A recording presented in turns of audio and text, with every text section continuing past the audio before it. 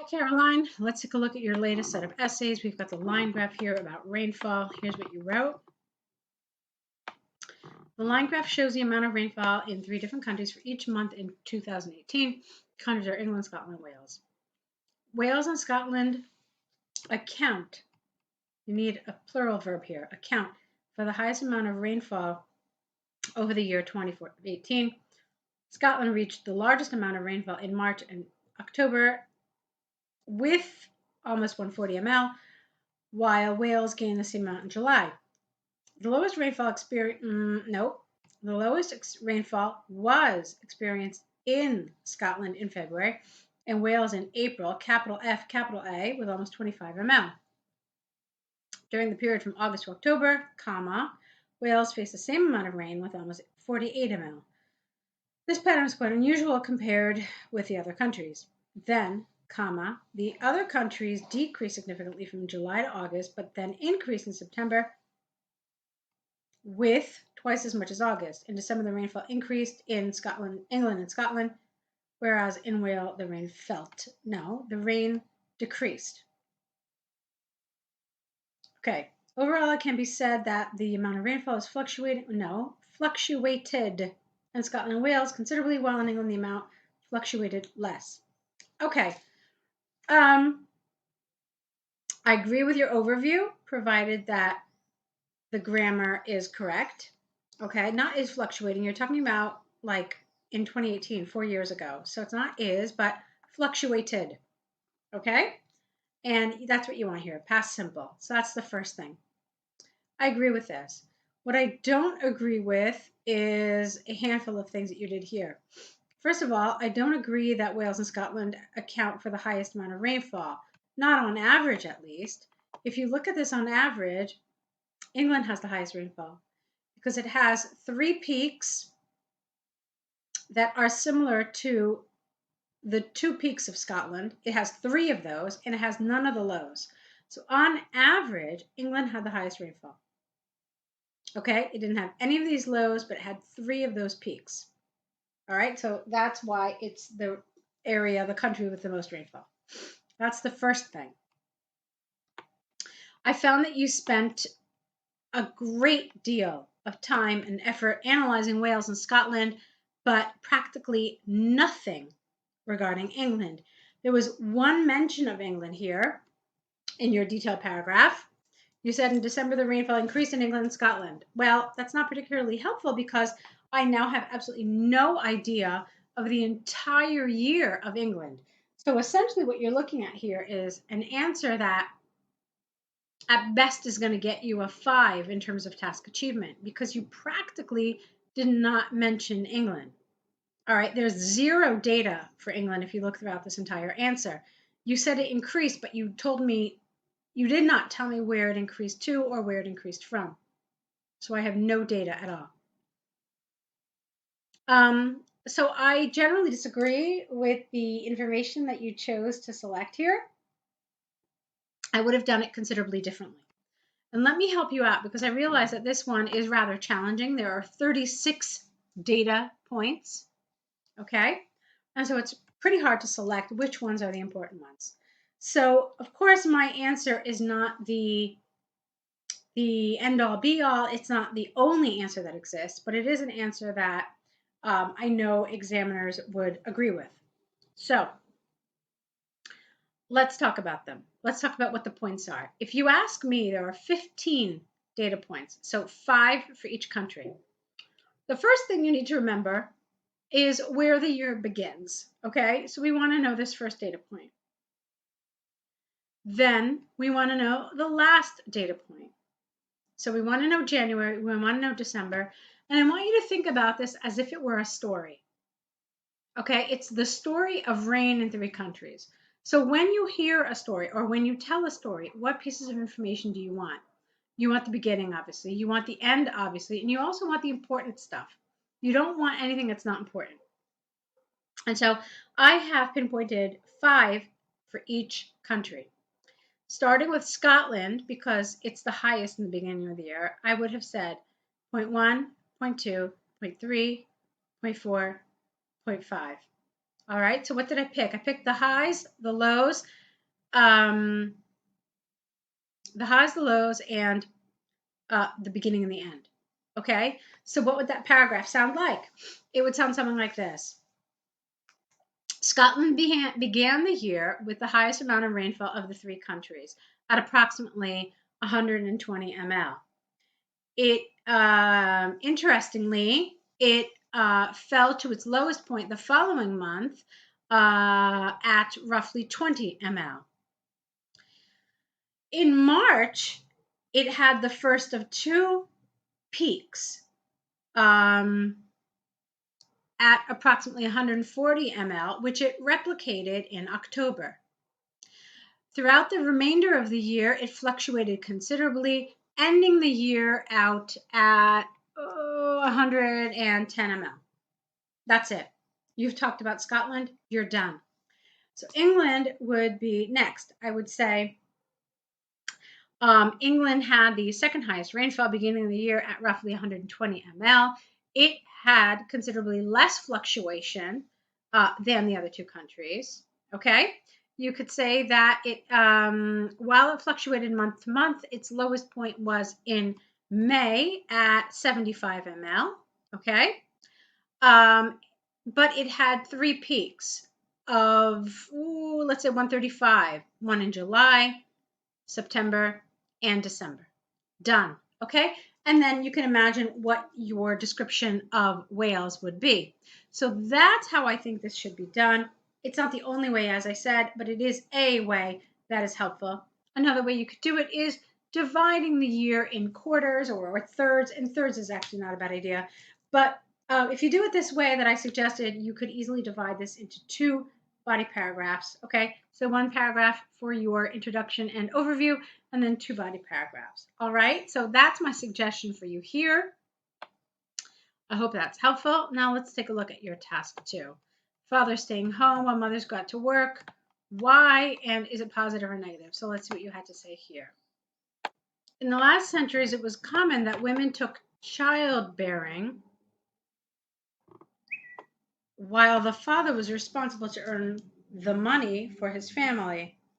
Nowadays, this role model changed, and it is more common that there are more stay-at-home dads, while women have more opportunities to get a high-paid job. I strongly believe this is a positive trend, and the society can benefit from that.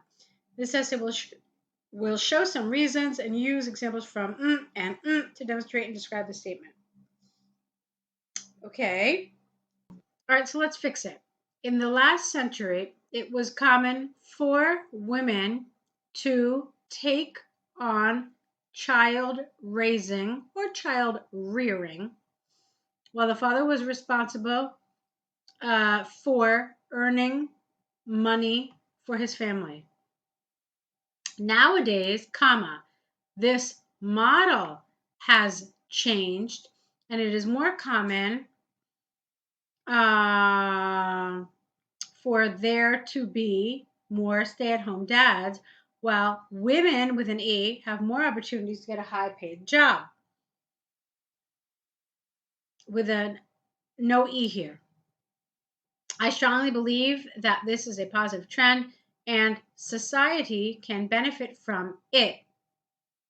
This essay will show some reasons and use examples from, I don't know why you didn't include them.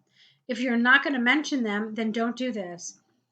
This essay will, you could have just said, this essay will express my viewpoint, showing arguments and examples to prove my points, or something like that. But don't use this unless you're actually going to fill it in, because it just looks very strange. Let's continue. All right, now I know a lot of students love this expression. I don't know where everyone gets it from, but we don't say to commence with. Okay, we say to begin, we say firstly, but not to commence with. So I don't know how this has become a thing that students like to use. So firstly, there are several reasons for this development. All right, here's firstly. Great. Okay, so you can't say firstly here, obviously. Then I would have left it out.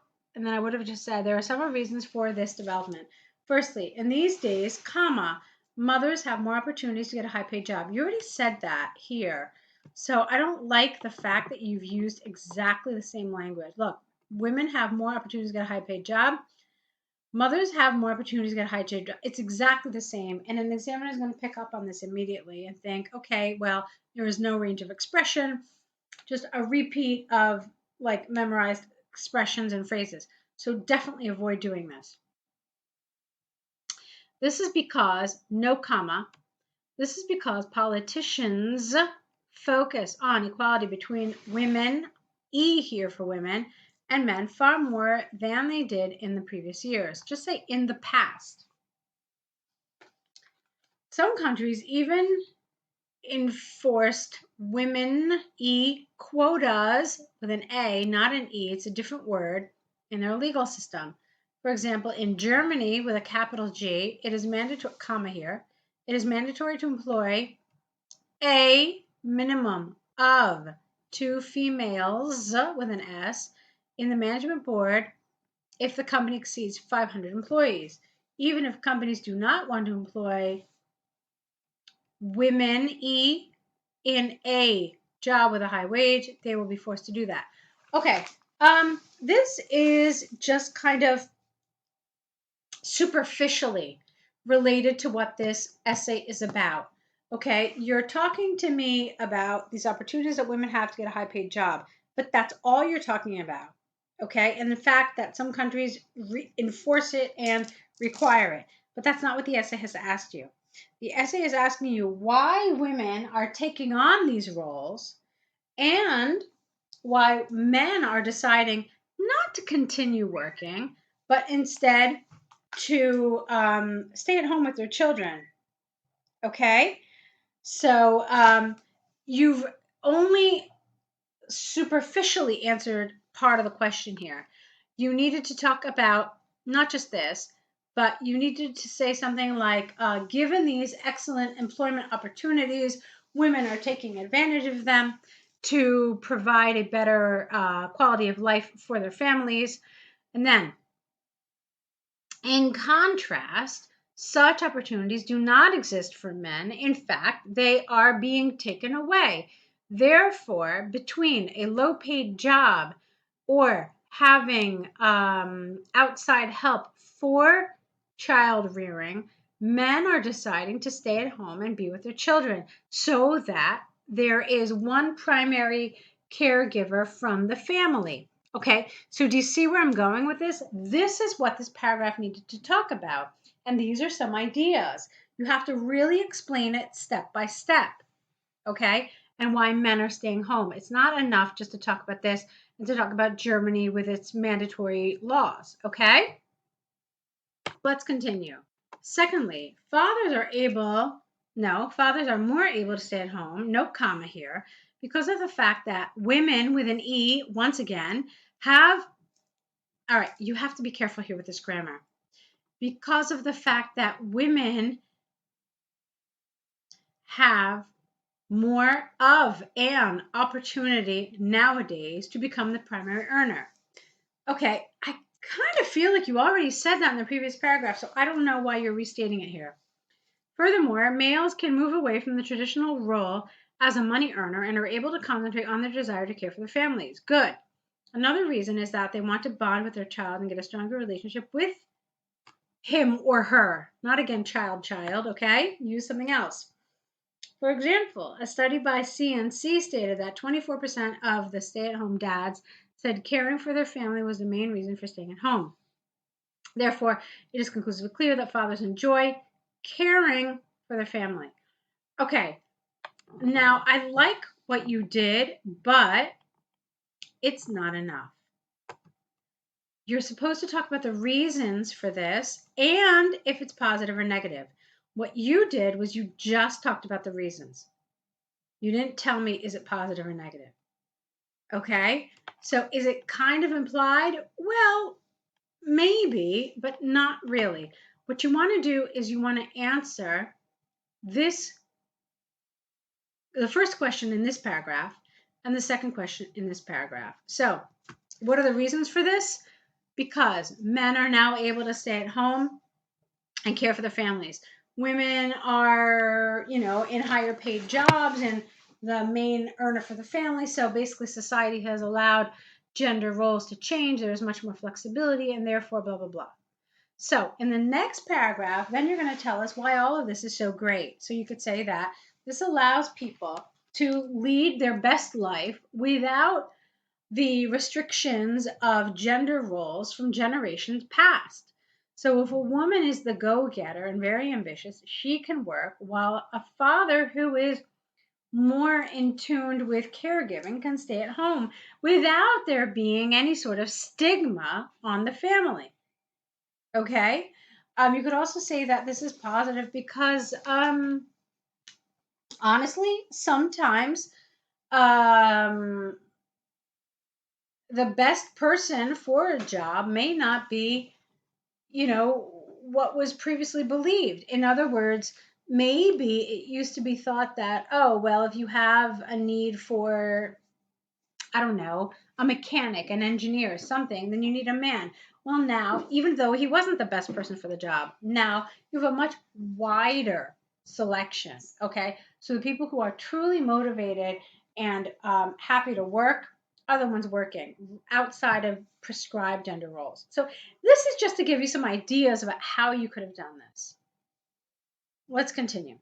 To conclusion, the arguments and examples given, I firmly believe that this trend is positive because men have the chance to care for the family in an emotional way instead of being forced to care only financially for their family. All right, I really want you to work on some cohesion here, Caroline. I mentioned to you a handful of times. Look at this. Care for their family in order to care financially for their family. So you really have to avoid this kind of a language. It's very repetitive and it shows a lack of an understanding of higher level cohesion. So this trend is positive because men have the chance to care for their family in an emotional way, um, outside of only tending to them financially. Okay, so I'm using some different vocabulary words to essentially carry the same meaning, convey the same meaning, but it doesn't feel so repetitious. Okay, so that's what I want you to work on. So obviously you could see that we had some problems with task achievement. There were some problems with cohesion. These are the things I want you to work on. There were some grammar things and spelling things as well. So I really want you to work on these all. Okay. You've got quite a bit of work to do. So go ahead, get that started, and let's meet back with your next set of essays.